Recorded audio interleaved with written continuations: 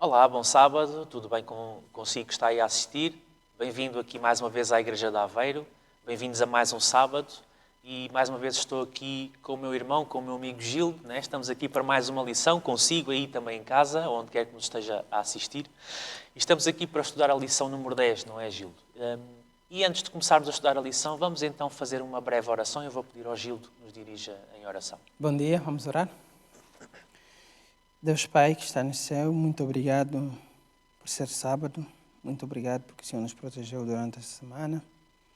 Pai, nesta lição, nós queremos que o Senhor nos dê sabedoria para compreendermos e falarmos através de Ti, para que Tu fales através de nós e o Senhor nos ajude a transmitir a Tua palavra para quem está do outro lado lá em casa.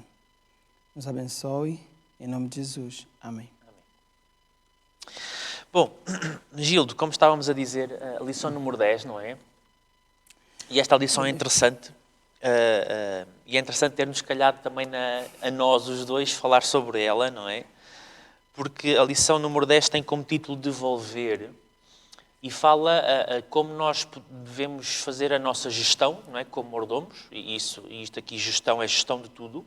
Sim. Gestão do nosso tempo, do nosso esforço, dos nossos talentos e até dos nossos recursos materiais, mas aqui já numa fase mais de pensionista, de reformado, de uma fase mais de final da vida, não é? É engraçado quando estava a estudar a lição e pronto, e vi que era eu e tu a passar, pensei, não somos se calhar jovens demais para estar a dar essa lição. Essa lição de certa forma é para nós, para o irmão que está lá a casa, de certeza, mas é para nós, é para nos preparar e para os que já estão nessa fase de reforma, os mais velhos, é para os alertar para algumas práticas ou não que ainda podem precisar ir a tempo de alterar. De alterar, é verdade. É verdade, não é? E, de facto, o verso de base, né, para o estudo desta lição é o verso que se encontra em Apocalipse capítulo 14, verso 13, né? Apocalipse 14, verso 13, que diz o seguinte: E ouvi uma voz do céu que me dizia, escreve, bem-aventurados os mortos que, desde agora, morrem no Senhor. Sim, diz o Espírito, para que descansem dos seus trabalhos e as suas obras os sigam. E é interessante este texto, porque este texto fala de uma questão que é e as suas obras os sigam. Foi o ponto que me chamou a atenção neste texto de base. Não é? Bem-aventurados os mortos, né? Que as pessoas que descansam vão dormir o sono da morte, mas no Senhor. Essa é a primeira coisa que analisei. Como é que é alguém feliz quando morre? Ou seja, como é que alguém bem-aventurado aqueles que morrem? E é exatamente isso que tu disseste. É feliz aquele que morre crendo em Jesus, aquele que vive crendo em Jesus, aquele que passou a sua vida até os últimos momentos dedicado a Jesus. Então, se ainda que tem que passar pela morte, essa não é a pior coisa que lhe pode acontecer.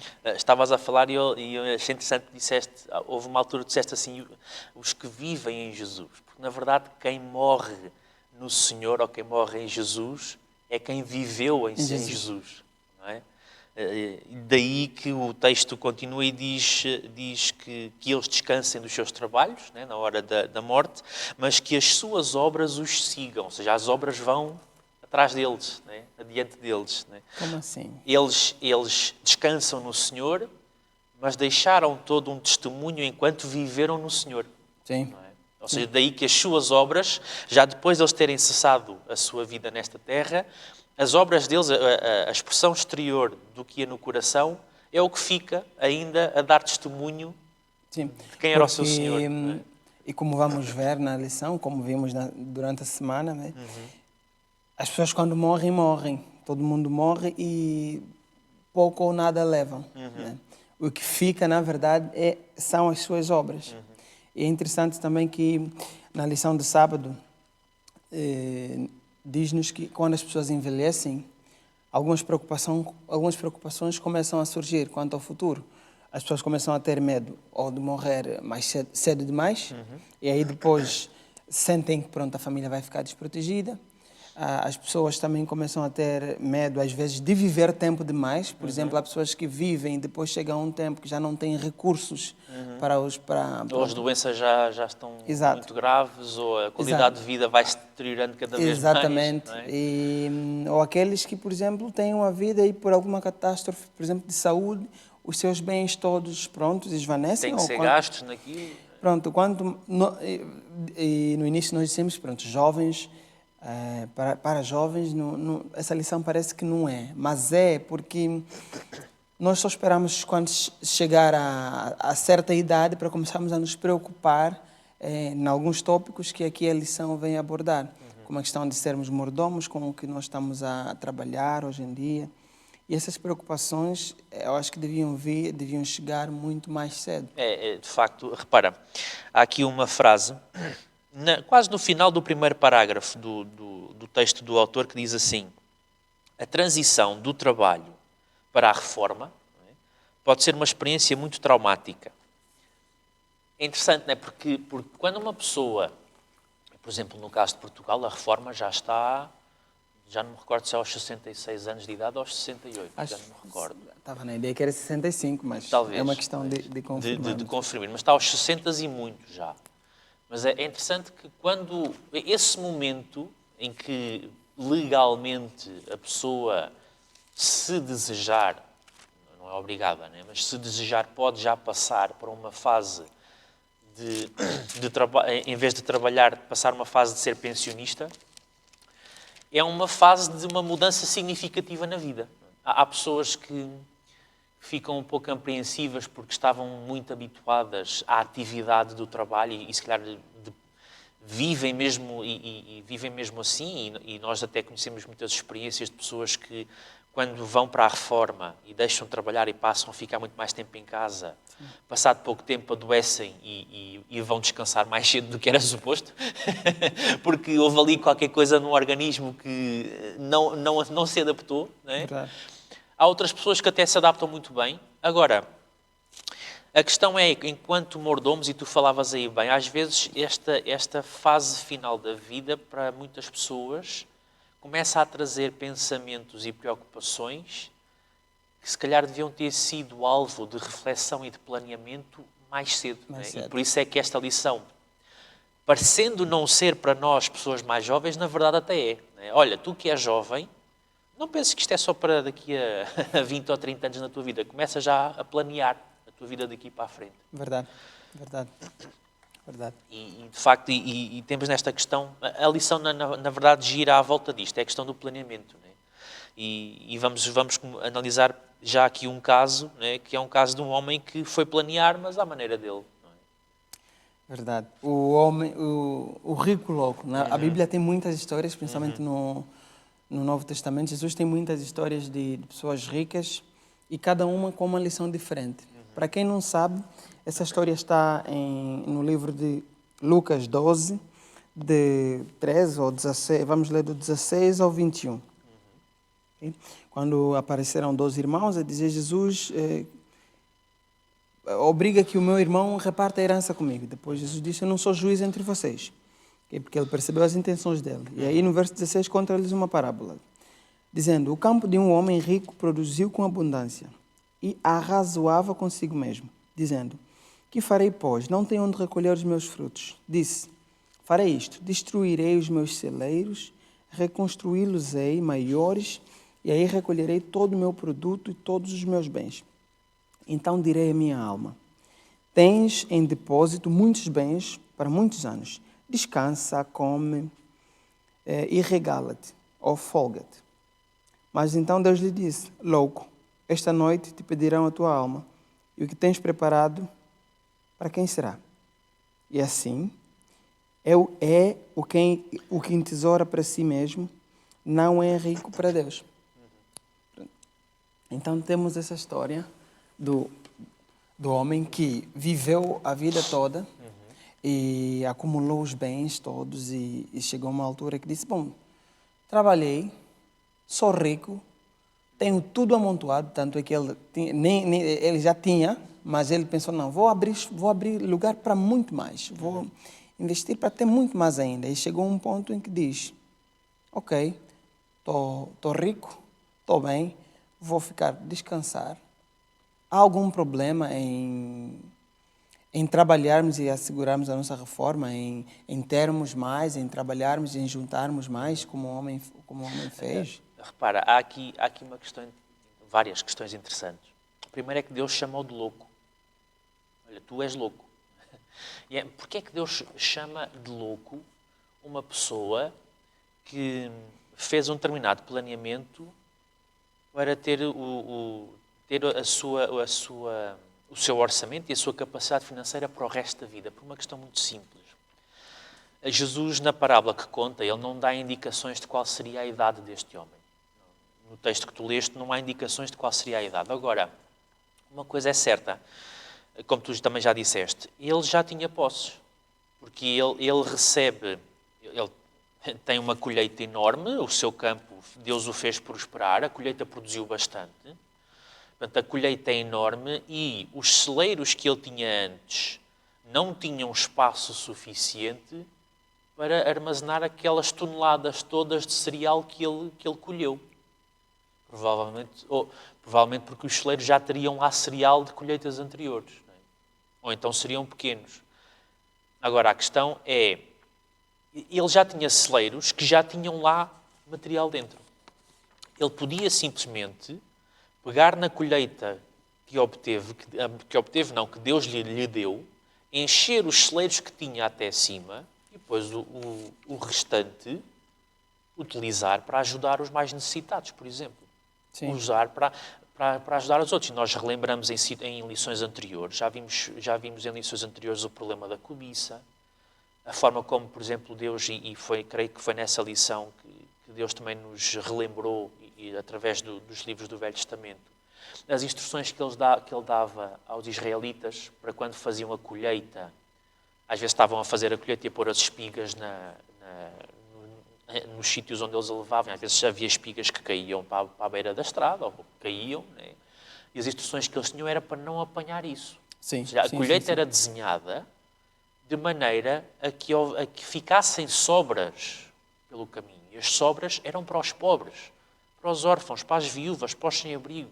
Nós relembramos, por exemplo, e é muito rápido uma parte, a história de Ruth, que não vem aqui, não tem a ver com a lição, mas Ruth, quando volta com Naomi para Israel, o trabalho de Ruth enquanto viúva é ir por estes campos, junto com outros necessitados, a recolher espigas das que sobravam. Ou seja, Deus desenha o sistema para que haja sobra. Ele envia prosperidade para que haja sobra e a sobra seja para ajudar quem precisa. Este homem podia ter pegado no excedente, ajudado quem precisava, e no ano a seguir ia semear outra vez, e Deus ia abençoar outra vez com a nova colheita, porque Jesus não dá indicações de que ele já não tivesse capacidade no ano seguinte de voltar a plantar e a colher. Sim. Ele podia perfeitamente, mas não, como tu leste bem, qual é o pensamento dele? Não, eu vou deitar os meus celeiros que me têm servido estes anos todos, mas agora parece que já não me servem. Vou deitá-los abaixo, vou construir uns ainda maiores, porque eu quero guardar esta colheita toda para mim, porque eu guardando isto tudo para mim, apesar de até podia trabalhar nos anos seguintes, mas já não vou trabalhar mais nada. Vou folgar, comer e regalar. Esse é um dos pontos que eu tirei da lição. E antes de falar desse ponto, quem entesoura para si mesmo não é rico para Deus. E foi o que tu disseste. Ele, ao invés de... tinha suficiente, mas o problema, só para responder à pergunta que eu disse no início, se há algum problema em assegurarmos o nosso futuro a nível financeiro. Não. O problema estava na intenção desse homem, tal como foi a tua última frase. Vou trabalhar e vou folgar e pronto. Guardar tudo e tudo. Já não vou trabalhar mais nada. Então, alguns erros que eu vi deste homem, ele vivia como se já não houvesse amanhã. Ele vivia como se, ok, vou trabalhar tudo, lá está, ele às tantas esqueceu-se, se calhar pensou que era invencível ou imortal, que, ok, vou ficar rico, que às vezes é a tendência de muitos de nós hoje, trabalhar, ficar rico e esperar um momento para sentar. Ele chegou a um ponto que achava que se calhar o dinheiro, pronto, tudo que ele ajuntou para ele era para a sua vida, mas só que mal sabia ele qual era o que lhe acontecia mais tarde. E o outro problema também é a ociosidade. Ele queria trabalhar para depois não ter mais que trabalhar. Okay. Mas se nós vermos alguns exemplos da Bíblia, Daniel, João, do Apocalipse, Abraão, todos eles, mesmo depois na idade já avançada, Jacó, todos eles. Jacó, quando fugiu de casa dos pais, já teria à volta de 75 a 77 anos. Já não era nenhum mocinho. Mas ainda foi trabalhar. Vamos dizer, não, é porque são outros tempos, viviam não sei o quê. Temos no nosso tempo, a irmã White escreveu o Grande Conflito à volta de 70 anos. Okay? Ela escreveu quase até ao fim da vida. Exato. Okay. Então... E não só ela, repara, os pioneiros da igreja, mesmo o pastor Tiago White, o pastor John Andrews, pessoas que, enquanto foram física e mentalmente capazes de fazer alguma coisa, nunca se negaram a fazer. Exato. E nós hoje, deixa-me só fazer, pegando no que estavas a dizer, porque o problema da ociosidade neste homem começa numa questão que é, nós falámos disso há umas semanas atrás na lição 8, que é quando se falou da questão do trabalho e do trabalho ter sido desenhado por Deus para ser uma bênção. Sim. Este homem, a sensação e a percepção que fica do texto é que ele queria se reformar o mais depressa possível. Sim. O trabalho para ele não era um prazer, era uma necessidade, era tipo, eu trabalho porque tenho que trabalhar, eu trabalho porque quero ganhar dinheiro, não trabalho porque gosto, nem trabalho para ajudar os outros, trabalho para ganhar dinheiro. Ou seja, trabalho para mim. A ociosidade nasce por ele já olhar para o trabalho de uma maneira errada. Ele não olha o trabalho como sendo um instrumento para poder abençoar outros enquanto Deus o abençoa a ele, para poder pregar a outros enquanto Deus o ensina a ele. Ele não olha para o trabalho como isso. Ele olha para o trabalho como uma ferramenta para eu juntar dinheiro para depois não trabalhar mais. É a atitude completa. É verdade. Então, sendo assim, para que nós vivemos, a lição de segunda-feira, ele nos diz, não podes levá-lo contigo. Não é? Uhum. Nós sabemos que a vida passa depressa. Passa depressa e tem vários textos aqui a dizer como é que é a vida humana e não vamos ter tempo de ler, obviamente, mas só podemos ver Salmos 49, 17, Sim. que diz, quando morremos, deixamos toda a glória para trás, ou seja, nada levamos. Okay? Isso é a mesma coisa que Deus disse ao rico louco. Sim. Olha, tu és louco, eu vou-te revelar uma coisa. Hoje à noite, vais morrer. O teu coração vai parar de bater. Tu não sabias, mas eu sei porque eu sou omnisciente. E esse cereal todo, essas coisas todas que tu juntaste para folgares e gozares da vida, nem sequer vais gozar, não vais levar nada contigo. É verdade. Vai ficar para quem? Não é para ti. Esse vai ficar para quem também é uma coisa que eu quero analisar contigo. Claro. Então, há alguma importância, Rui, de fazermos um planeamento patrimonial enquanto estamos vivos? Sim. Sabendo que podemos morrer a qualquer altura, sabendo que não vamos levar nada. Há alguma importância em nós termos, uma consciência, uma educação financeira para os nossos bens, para planearmos ou para nos prepararmos para a morte, digamos assim? É assim, a questão do planeamento não é por acaso que a palavra planeamento aparece nas últimas lições, não é só nesta. Planeamento e planear e organizar é a vida do mordomo de Deus. A nossa vida é planear. A nossa vida nunca é fazer algo por impulso. É fazer as coisas planeado. E planeado de acordo com as instruções que Deus dá. E isso inclui tudo. Inclui o nosso planeamento do nosso trabalho enquanto jovens, inclui o nosso planeamento do nosso trabalho enquanto já mais crescidos e o nosso planeamento para quando chegar à fase de mais idosa e mais de reforma e tudo mais. Se Jesus não tiver voltado ainda até lá. E, portanto, sim, é importante planear desde cedo o que é que vai acontecer às coisas que Deus me concedeu, porque eu depois de falecido já não planei nada.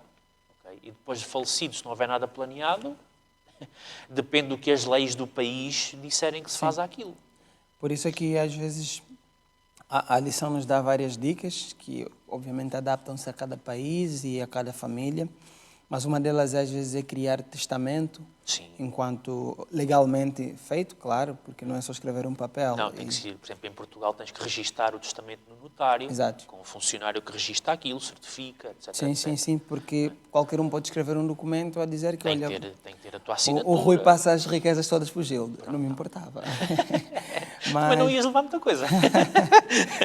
Mas é verdade, irmão. É necessário que, enquanto estamos vivos, façamos um plano de reforma. Não trabalhar para a reforma, é diferente. Sim. Nós garantirmos que, se por alguma razão Deus nos bater a porta mais cedo, as pessoas que ficam, como é que ficariam? Temos que ter essa preocupação, porque, imagina, e nós já vamos falar também na lição seguinte, que é ter em conta as necessidades pessoais. Podemos juntá-las já. Exato, já podemos juntar, que é... Então vou ler, já que podemos juntar, Sim. irmão, Juntamos leia isto. o Provérbios Capítulo 27. 27, exato. Porque eu, quando estava a estudar essa lição, as duas não consegui separar, sabes? Sim, sim. Não Por isso é consegui que é separar. mais fácil juntar, de facto. Não é? consegui separar. Elas estão muito interligadas. Então, Provérbios 27, 23 a 27. A 27 diz assim, ora, Provérbios capítulo 27, versos 23 até ao 27. Procura conhecer o estado das tuas ovelhas e cuida dos teus rebanhos, porque as riquezas não duram para sempre, nem a coroa de geração em geração. Quando, removido o feno, aparecerem os renovos e se recolherem as ervas dos montes, então os cordeiros te darão as vestes, os bodes o preço do campo, e as cabras leite em abundância para teu alimento, para alimento da tua casa e para sustento das tuas servas. Okay. Contexto. No passado, gosto sempre de dar um contexto para os irmãos mais novos. No passado, as riquezas eram o gado. Né? Era o gado. Então, esse texto cereais, produtos mesmo, pronto, cereais, eram produtos animais. do campo. Okay? Por isso é que até no tempo de Moisés, preciosos. o dízimo era passar a vara e passam 10 em 100. Pronto, Sim, antigamente não existiam contas bancárias. Não existiam contas bancárias, obviamente. Então, a expressão procura conhecer o estado das tuas ovelhas e cuida dos teus rebanhos. Okay? Diz-nos a importância de como, e eu até apontei aqui, que é como é que gerirmos o nosso dinheiro ou as nossas posses hoje, de tal modo que quando algo nos aconteça, os nossos queridos possam ter leite para beber. Porque aí diz, olha bem para as tuas ovelhas, ou seja, cuida dos teus recursos financeiros, de tal modo que até os teus servos possam depois ter leite para beber, possam se deleitar das tuas, do teu trabalho, tal como vimos no versuário, e as suas obras o seguirão. Okay? Então, é importante nós, quando estamos a trabalhar, termos noção disso. Sim, repara, o planeamento, neste caso, o planeamento do que é que acontece àquilo que Deus me deu quando eu falecer, envolve várias coisas. Envolve, claro está, as necessidades das pessoas, porque Deus simplesmente não me pede para eu lhe entregar tudo e acabou. Não. Especialmente numa fase, as pessoas que chegam a esta fase de reforma e a fase mais idosa da vida, a esmagadora maioria delas tem descendência. Tem filhos, tem netos, tem descendentes. Não é o nosso caso aqui, nós os dois, pelo menos ainda, mas se lá chegarmos, provavelmente teremos descendência. E no caso deles, não só era a descendência de família, mas era a descendência, os servos, os empregados. Naquele tempo, os empregados viviam ali também, não é? Ou seja, a questão é, no teu planeamento, começa por perceber quais são as necessidades dos teus entes queridos. Por isso é que o texto começa no verso 23, procura conhecer o estado das tuas ovelhas e cuida dos teus rebanhos. Aqui não está a falar só do gado. Sim. Okay? Também está a falar do gado, mas é uma ilustração que é, procura perceber as necessidades daqueles que estão debaixo da tua asa. Não é? Lembras-te, no livro de Daniel, e até é uma questão de profecia, mas ela encaixa-se bem aqui, quando Daniel Deus mostra aquele sonho ao rei Nabucodonosor da árvore. E Daniel explica a Nabucodonosor que ele é a árvore, e depois sob a proteção da árvore há muitos pássaros, muitos animais que são os súditos, são as pessoas que vivem debaixo da proteção que ele, o rei de Babilónia, confere pela sua capacidade de gerir o império e tudo mais, manter a segurança, etc, etc. Aqui é a mesma coisa. No fundo, um pai de família é uma árvore debaixo da proteção e da sombra da qual vivem esposa, filhos, netos, etc., genros, noras, etc. Não é? Ou seja, Sim. esta questão, procura conhecer a tua casa, procura ter relacionamento com as pessoas, saber do que é que as pessoas precisam. Os teus filhos já estão encaminhados na vida, já têm os seus trabalhos, já têm a sua família, ou precisam de alguma coisa. Os teus netos, como é que eles estão? A tua esposa, se tu fores descansar antes dela, como é que ela fica? Não é? E, por exemplo, nesta altura, então, essa questão era ainda mais importante porque era muito raro. Não quer dizer que não houvesse, mas era em menor quantidade uma mulher trabalhar. Sim. Ou uma viúva, Havia, uma viúva, uma filha, era muito havia, difícil. mas era em menor Sim, quantidade. era Hoje em muito dia difícil. já é mais habitual. Mas mesmo assim, o que é que acontece? Não é? O que é que acontece às coisas? Pior, quer dizer, mais importante também.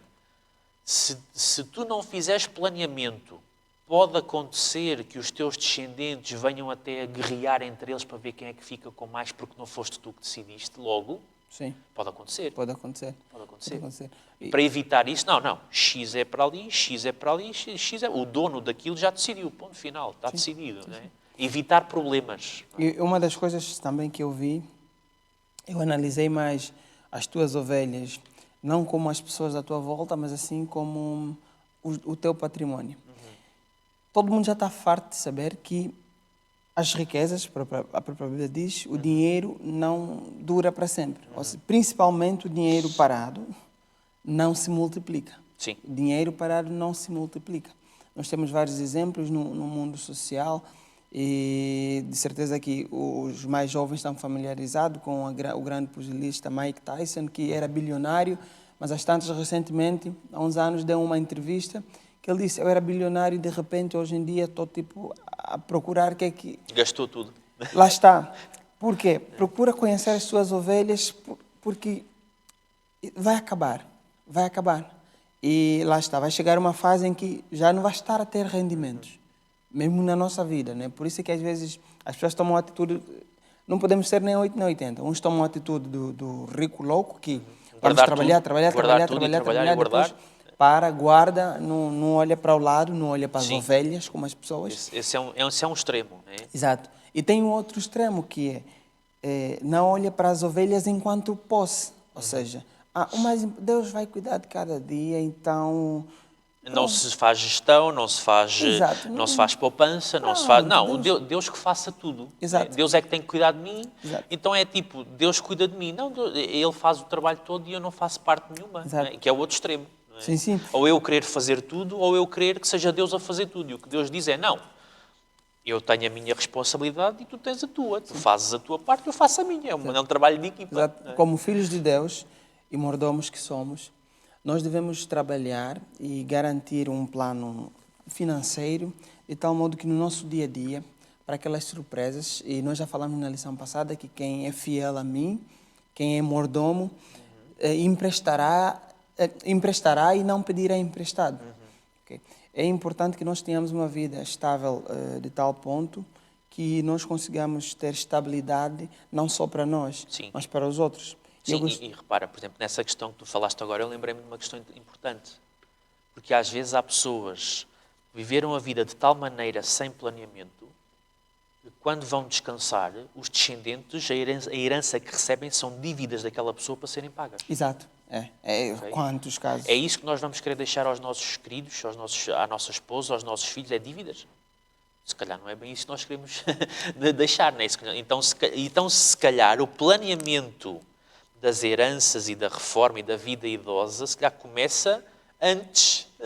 Como é que eu vivo, né? Porque a forma como eu vivo, desde que começo a trabalhar até à minha morte, tudo o que eu fizer ali vai produzir um pacote de heranças e de resultados finais Sim. que se calhar vão ser depositados depois em quem ficar cá. E o que é que eu vou depositar? Dívidas? Se calhar não é isso que Deus quer, não é?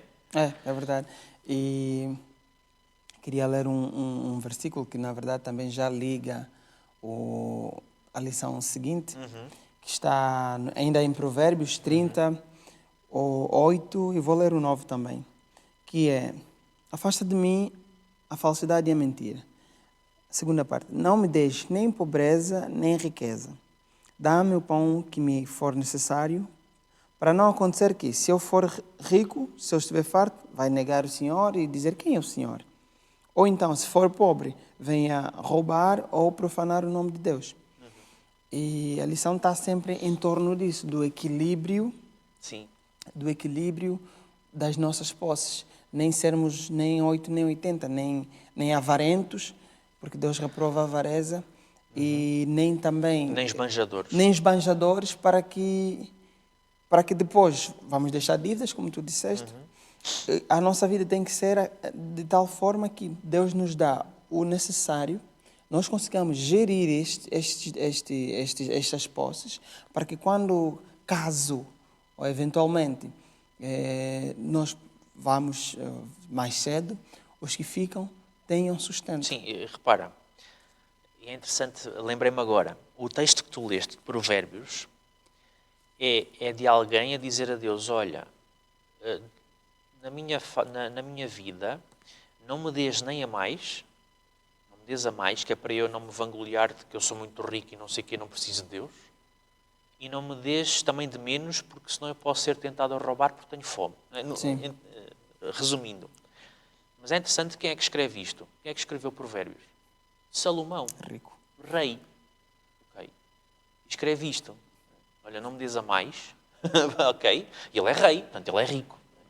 Ou seja, o que Salomão está aqui a dizer é a nossa maneira de olhar para as coisas e olhar para a nossa vida e olhar para o nosso... E aí já vou dar um mini spoiler da lição de quinta-feira, o nosso legado, aquilo que nós vamos deixar de testemunho, né? Como é que as pessoas vão olhar para a vida que nós vivemos? Foi uma vida ligada a Deus? Foi uma vida de bom testemunho? Ou foi o que foi? Não é? Mas o nosso legado começa com a nossa atitude perante as coisas.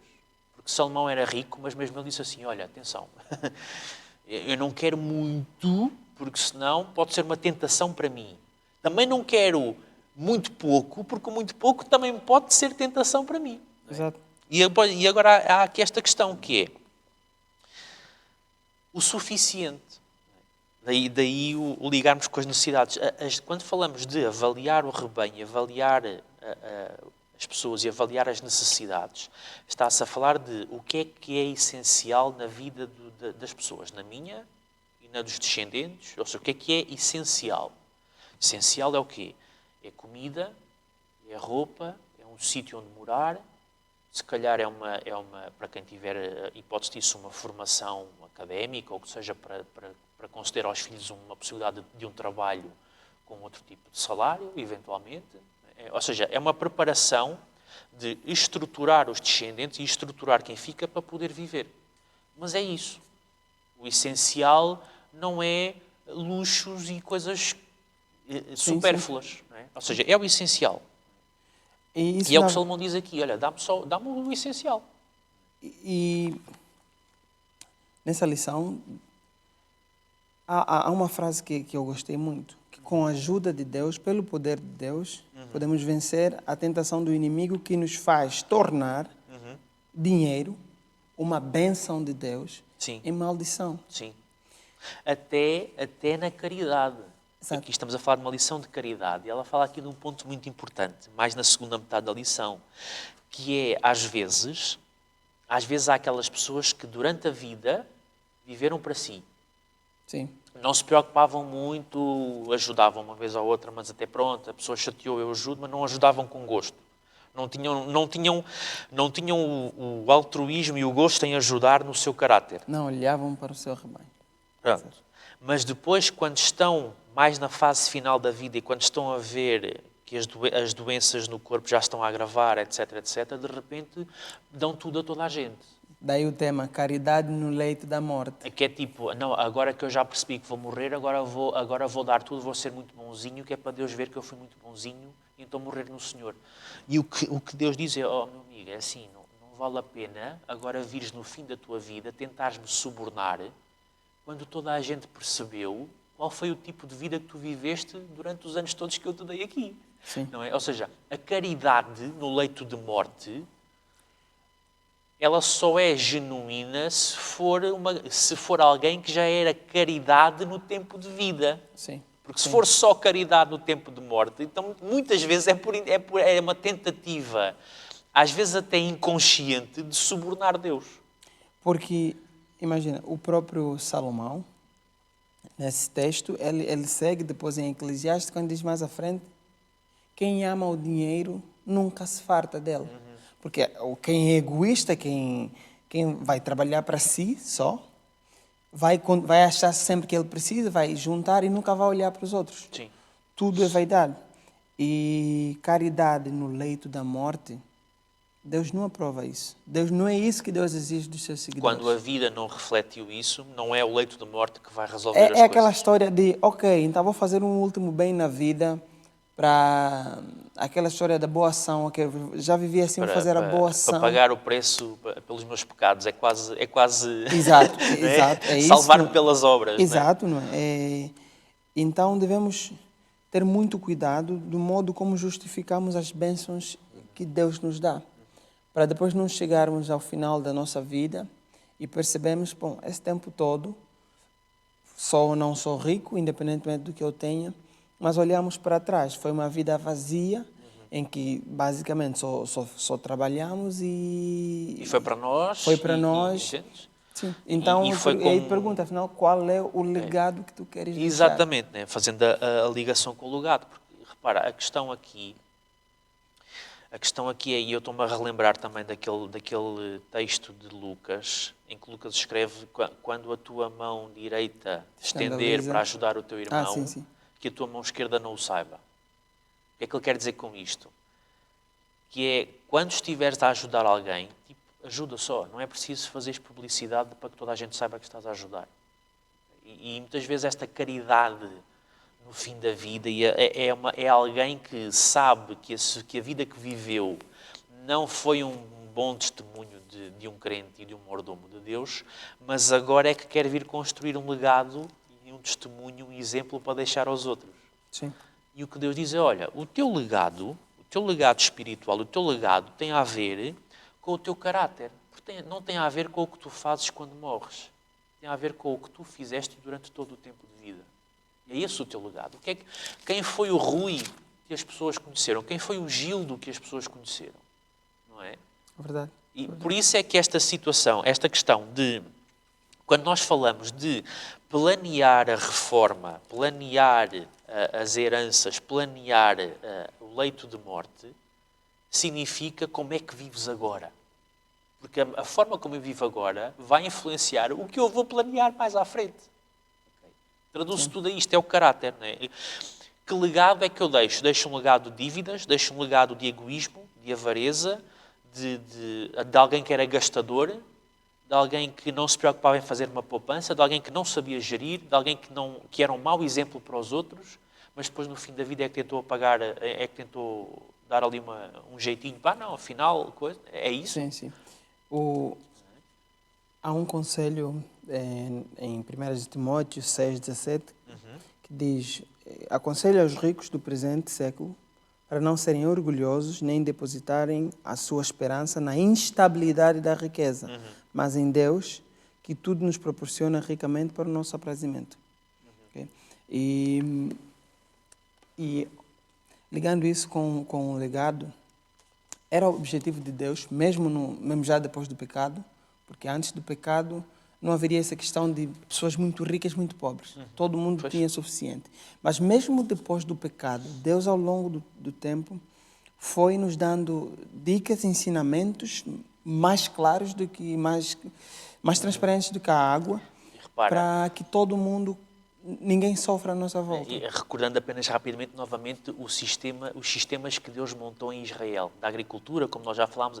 Deus, quando lhes deu instruções, Deus montou sistemas que tinham como objetivo fazer com que todas as pessoas tivessem uma parte a desempenhar, porque mesmo os pobres não podiam ficar simplesmente sentados em casa à espera de receber um subsídio. Sim. Cereais, os pobres tinham um trabalho, que era saírem todos os dias, irem pelos campos e recolherem os cereais. Tinham uma tarefa. Sim. Ou seja, toda a gente tinha uma tarefa que lhes permitiria construir algum tipo de capacidade de jeito para a agricultura ou de jeito para outra tarefa, de jeito para serem oleiros, para se calhar até terem uma chance de poderem ter um trabalho. Eram sistemas que estavam desenhados para que as pessoas percebessem que não era para terem demais e percebessem que não era para esperar que tudo caísse do céu. Exato. Era quer para o rico e para o pobre. Não era tipo o pobre fica sentado à espera de misericórdia. E o rico também é tudo para mim. Né? Ou seja, os sistemas eram bem construídos. E repara, esta questão do legado tem a ver com várias coisas. Porque, por exemplo, uma das coisas que as pessoas fazem quando querem deixar um legado, e eu vou continuar a ligar a quarta-feira com a quinta-feira, no leito de morte, não, agora vou doar os meus bens todos à igreja. Nem. Nem, sim e não. Nem. Porque, de facto, é assim, não é errado, como ato de agradecimento a Deus, eu deixar uma parte da minha herança para a casa dele. Não é errado, até é correto, porque tudo o que eu tenho até foi ele que me concedeu. Eu estou-lhe a lhe dedicar uma oferta final de agradecimento. Já falámos das ofertas há muitos sábados atrás. Mas a questão é, vais deixar agora uma oferta à igreja quando a tua vida não foi bem assim? Né? E quando a tua família pode estar a precisar... E há pessoas que vão a esse extremo, que é como querem agora emendar a má vida que fizeram, pegam em tudo o que têm, deixam tudo para a igreja, mas a esposa, filhos, não sei o quê, ficam a passar necessidades. Não, primeiro as necessidades essenciais das pessoas e depois o que sobrar, uma parcela ali, então essa agradece a Deus. Mas só faças isso se a tua vida também foi de constante agradecimento. Senão, não vale a pena. E há muitas vantagens de não esperarmos o leito da morte para doarmos agora. E vou ler rapidamente que o doador pode ver os resultados da sua dádiva. Se der agora e não esperar morrer. Sim. E, por exemplo... E há outro, o ministério ou a pessoa receptora pode beneficiar agora, quando a necessidade é maior, e não mais tarde. E a outra, não há contenda entre familiares ou amigos depois da morte. Okay? Se nós fazermos o nosso plano agora, não há contenda depois. Isso tudo no legado que vamos deixar. Okay? E a importância de deixarmos um bom legado é dar um bom exemplo de valores familiares com generosidade e o amor pelos outros. Okay?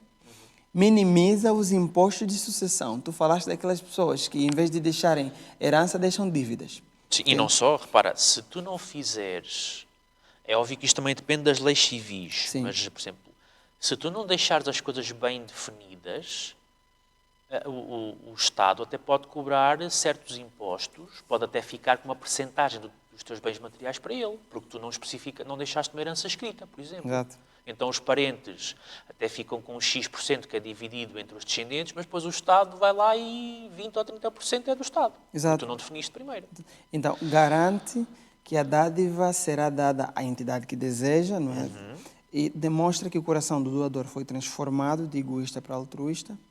E o mais importante de tudo, tá? Por isso é que eu li 1 de Timóteo 6,17, acumula tesouros no céu e não aqui. Não é. Por quê? Porque já em jeito de conclusão, isso vai tudo remeter ao mesmo. Como vivemos a nossa vida aqui, não é? De tal modo que a nossa vida não seja demasiado sofrida, não só a nossa vida, mas sobretudo daqueles que estão à nossa volta, mas onde está o nosso coração? Se são os tesouros daqui, e se forem os tesouros aqui, vamos cair na avareza do louco, vamos cair no egoísmo do jovem rico, que vimos algumas lições atrás. Porque... Ou no interesse chico-espertismo daquele que dá tudo à última da hora. Exato, que quer ser bonzinho e generoso à última da hora, porque só no fim da vida vai perceber. Então, essas coisas todas, a lição dessa semana falou de extremos. Né? Falou de extremos para nos alertar precisamente a isso, o fim da lição. Tesouros no céu. Sim.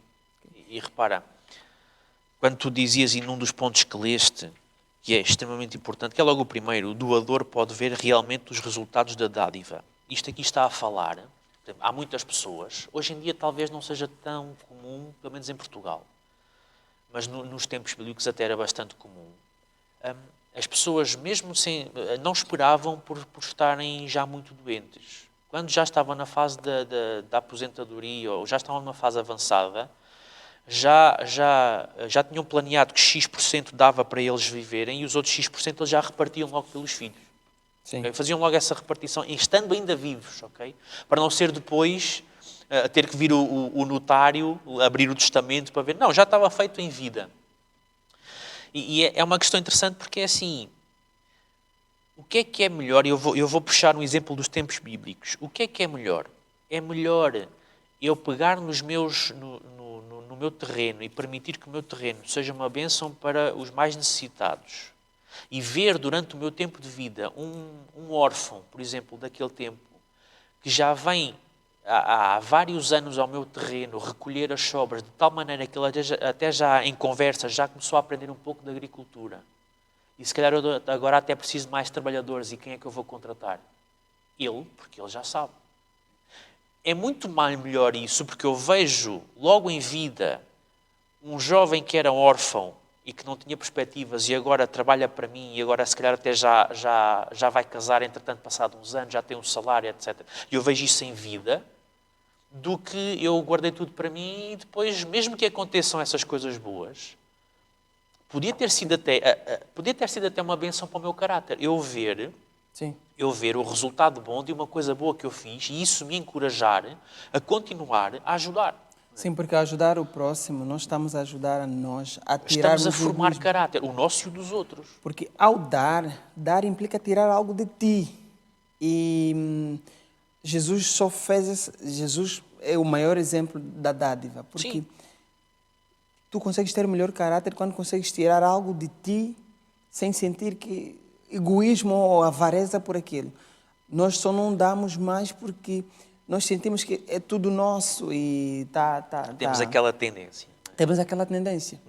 E enquanto nos desapegarmos dos bens, nós vamos conseguir fazer com que eles sejam bênçãos para nós e bênçãos para aqueles que estão à nossa volta, não só quando morrermos, não só mais tarde, okay? Se bem que a lição é muito para o futuro, mas o legado começa-se enquanto estamos vivos. Começa-se a construir já. Enquanto estamos repara, vivos. na lição de sexta-feira, a última, não é? Existem aqui vários textos do Espírito de Profecia, nos livros Testemunhos para a Igreja, no volume 4, maioritariamente, em que a irmã White descreve se fossem cristãos verdadeiros, falando dos cristãos, se fossem cristãos verdadeiros, praticariam em vida, estando ainda sãos e fortes, o que transferem até estarem prestes a morrer.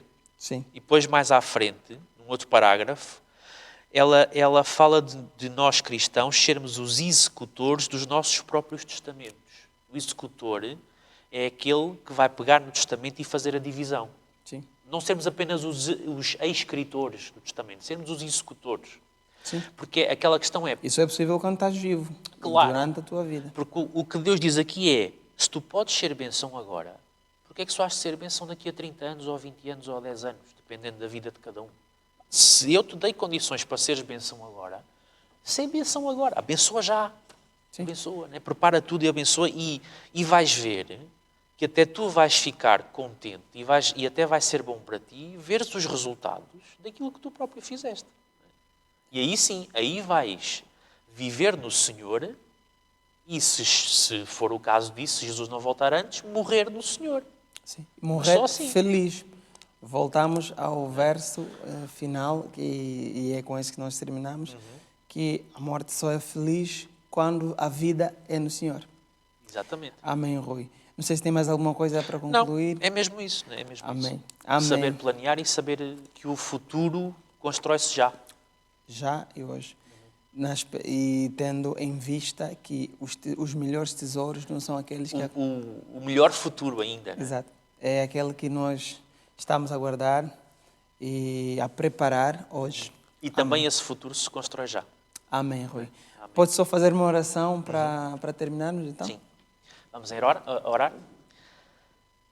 Poderoso Deus, poderoso Senhor, vemos neste momento, Pai, agradecer-te pelas lições que Tu nos tens trazido, pelos ensinamentos que Tu nos dás, Senhor. Te agradecemos por podermos refletir um pouco sobre esta necessidade de pensarmos no futuro e não vivermos simplesmente para o aqui e para o agora, Senhor. Não vivermos para nos regalarmos e para desfrutarmos dos prazeres sem pensar em nada, Senhor. Mas, pelo contrário, vivermos para Ti, Senhor, e somente para Ti.